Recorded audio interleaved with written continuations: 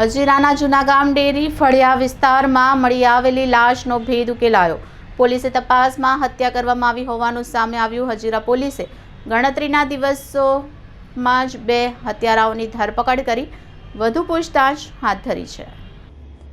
મળતી માહિતી મુજબ હજીરા વિસ્તારમાં એક મકાનમાં રહેતા 3 પંજાબી યુવકો સાથે શિગરાસિંહ નામનો યુવક રહેતો હતો। રોજબરોજના નાના મુદ્દાઓને લઈ તેમના વચ્ચે વારંવાર ઝઘડા થતા હતા।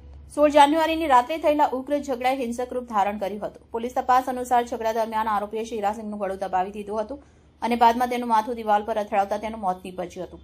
હત્યા બાદ આરોપીએ ગુનો છુપાવવાના ઈરાદે લાશને હજીરા વિસ્તારમાં ફેંકી દીધી હતી। લાશ મળી આવ્યા બાદ પોલીસ દ્વારા ફોરેન્સિક પોસ્ટમોર્ટમ કરવામાં આવ્યું હતું, જેમાં ગળું દબાવાના અને માથામાં ગંભીર ઈજાના કારણે મોત થયું હોવાનું સ્પષ્ટ થયું હતું। આ આધારે પોલીસે હત્યાનો ગુનો દાખલ કરી તપાસ તેજ બનાવી હતી।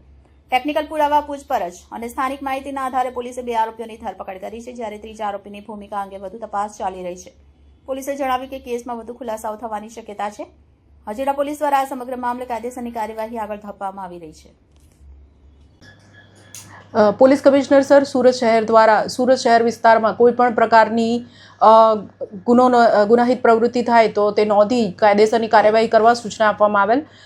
તે અંતર્ગત ગત રવિવાર તારીખ 17ના રોજ હજીરા પોલીસ સ્ટેશન વિસ્તારમાં આવેલ જૂનાગામમાં ફળિયામાં જે ભાડે આપેલ એક રૂમ હતી તેમાંથી એક ઈસમની મરણ ગયેલ હાલતમાં લાશ મળી આવેલ હતી, જે દ્વારા તાત્કાલિક એડી રજીસ્ટર કરી હજીરા પોલીસ સ્ટેશન દ્વારા આગળની જે પીએમ ને વગેરે કાર્યવાહી હતી તે કરવામાં આવી। જે દરમિયાન જણાઈ આવેલ કે જે મરણ જનાર ઈસમ શેરાસિંહ હરભજનસિંહ રહેવાસી રૂમ નંબર 1 ભાવેશભાઈ પટેલની રૂમમાં ડેરી ફળ્યું તે મરણ જનાર ઈસમ છે અને તેમની સાથે તેઓના વતન પંજાબ ગુરદાસપુરથી અન્ય 2 ઈસમો પણ એ જ રૂમમાં રહેતા હતા અને તેઓની શોધખોળ કરતા મળી ના આવેલ પોલીસને શંકા ગયેલ અને જે મરણ જનાર છે તેઓનું ફોરેન્સિક પીએમ કરાવ્યા બાદ પોલીસે બીએનએસની કલમ 103, 1 અને 54 હેઠળ મર્ડરનો ગુનો દાખલ કરી વધુ તપાસ હાથ ધરેલ હતી।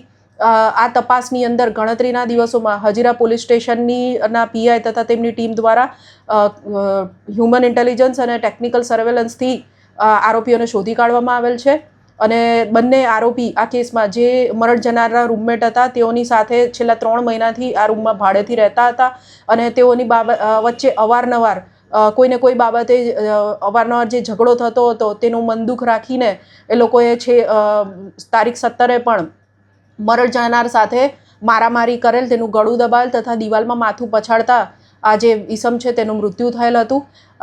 આજે બંને આરોપીઓની હજીરા પોલીસ દ્વારા ધરપકડ કરવામાં આવી છે।